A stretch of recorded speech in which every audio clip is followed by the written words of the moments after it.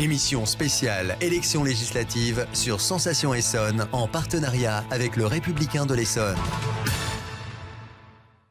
Bonsoir à tous, émission spéciale législative 2017 en partenariat avec le Républicain de l'Essonne. Nous recevons les candidats des 2e et 3e circonscriptions du département. Bonsoir Teddy Vory. Bonsoir Grégory. De la rédaction du Républicain de l'Essonne. Et notre invité ce soir est Joyce Oliveira, candidat de l'Union populaire républicaine dans la 2e circonscription.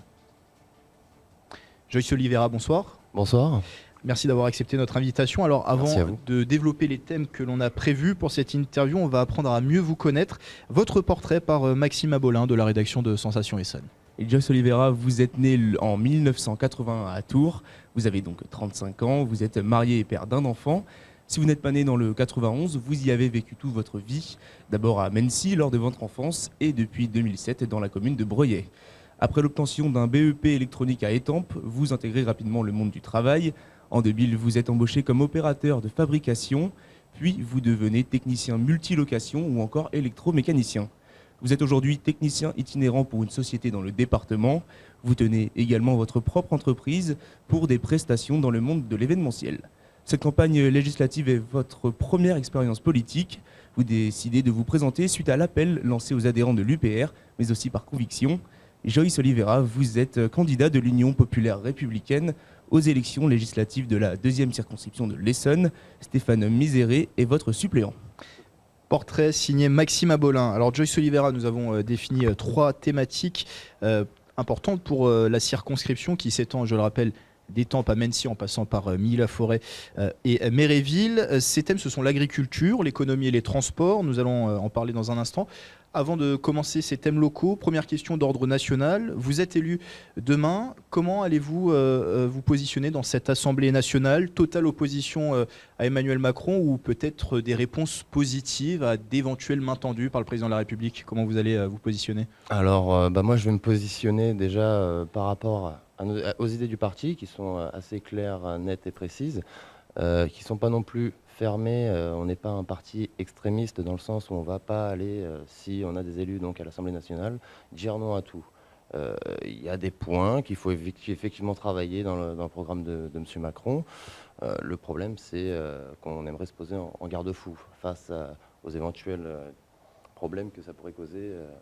Alors parlez bien dans le micro, s'il vous plaît. Oui. Donc je disais qu'il faut qu'on puisse se poser en garde-fou face aux éventuels problèmes que pourraient imposer les lois mises en place qui sont pas toutes effectivement dans les mêmes directions que les nôtres. D'accord. Alors, premier thème local, l'agriculture. L'Essonne et l'Essonne du Sud est un territoire en grande partie rural. Teddy Vory, je vous laisse la main pour poser vos questions sur ce thème à notre invité. Merci. Alors, Monsieur Oliveira, effectivement, la 2e circonscription, très, très rurale, très agricole. Qu'est-ce que l'UPR propose pour permettre aux agriculteurs de vivre de leur travail aujourd'hui correctement? Alors justement, nous, c'est pleinement dans les valeurs de l'UPR. C'est vraiment quelque chose qui est extrêmement important et souvent mis en avant par M.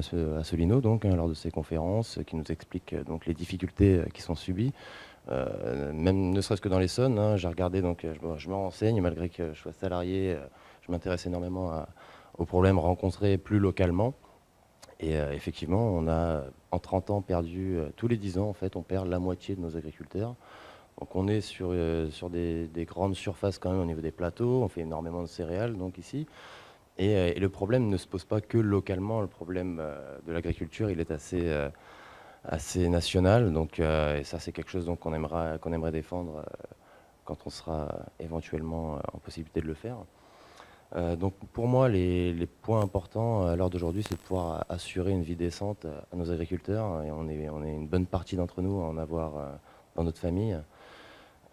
Il n'est pas normal aujourd'hui que des gens puissent se tuer à la tâche de telle façon et pas avoir les fruits de leur travail. On a des propositions concrètes pour ça, comme un minima sur les produits, sur la vente des produits, pour pas que les grandes surfaces puissent acheter en dessous. On a eu des gros problèmes avec le lait et le porc. Donc ça, c'est des choses qui sont évidemment à travailler, comme plein d'autres points.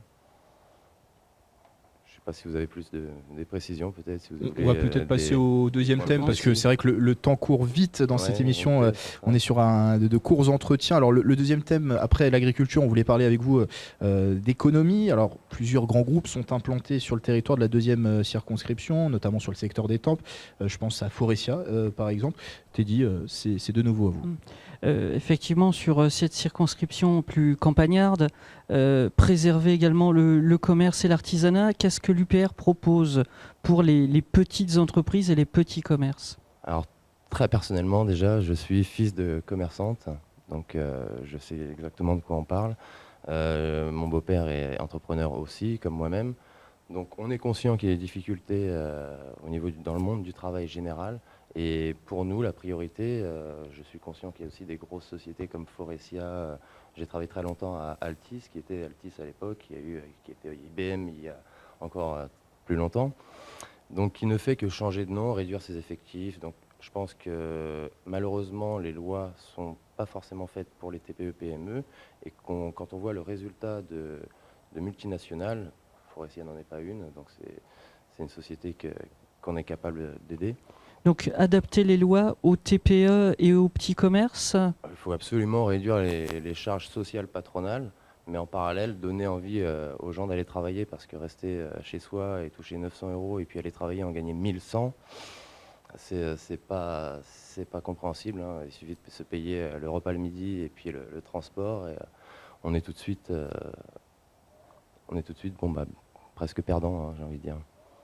On vous évoquait Une augmentation du SMIC pour que les gens aient envie d'aller travailler. Sur les évidemment. propositions, oui.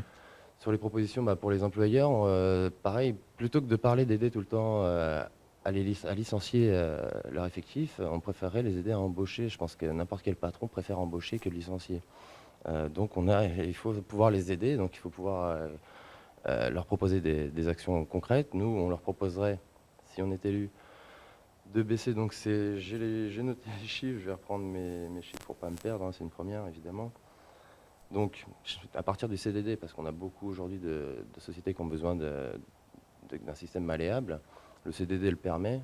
À partir d'un CDD de plus de 6 mois, on a une réduction du niveau de 10% du SMIC pour les charges sociales patronales, donc 25% pour un emploi d'un RSA ou d'un premier CDI. Donc c'est vraiment des mesures concrètes qui aideraient franchement à l'embauche.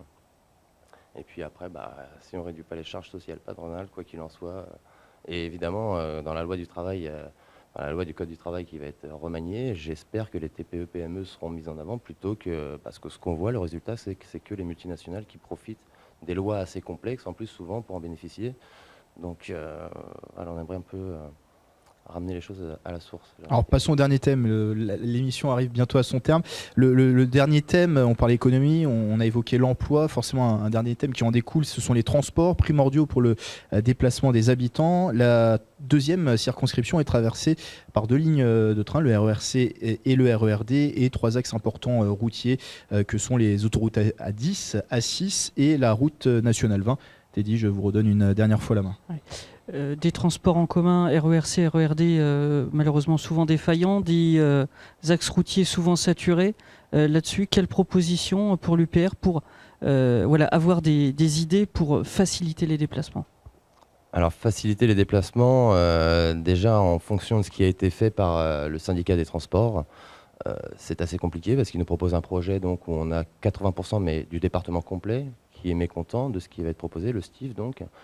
Et on va perdre 2 heures de service le soir, on n'aura plus de ligne directe, donc on va demander à des gens qui mettent parfois 5 heures déjà pour aller travailler, dans le transport, hein, aller et retour, hein, je parle en connaissance de cause, pas directement, mais... Et donc j'ai conscience que c'est pas faisable, on ne peut pas demander à ceux qui mettent le plus de temps pour aller sur Paris d'avoir un changement à effectuer et de perdre autant de services, sachant que c'est pas pour autant que les prix baissent, au contraire.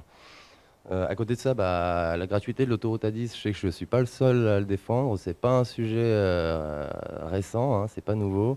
Nous, ce qui n'est pas nouveau non plus, contrairement à certains partis qui parlent de nationaliser les autoroutes, nous, ça fait 10 ans qu'on en parle, 10 ans qu'on le propose, comme beaucoup de services publics à la française.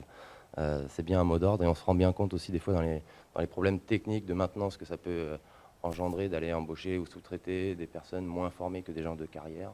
On est vraiment Encore sur la 10 secondes. nationalisation. C'est la fin de cette émission spéciale législative. Merci Joyce Oliveira d'avoir été avec Merci nous. à vous encore une fois. Je rappelle candidate sur la 2e circonscription de l'Essonne sous l'étiquette de l'Union populaire républicaine. Merci Teddy Vori Merci Grégory. de la rédaction du Républicain de l'Essonne. Merci à Maxima Bolin. Merci aux équipes techniques et à la commune de Lardy qui nous a prêté cette salle d'exposition pour réaliser cette interview. Liste complète des candidats et émissions à retrouver au www.radiosensation.fr. Bonne soirée à tous.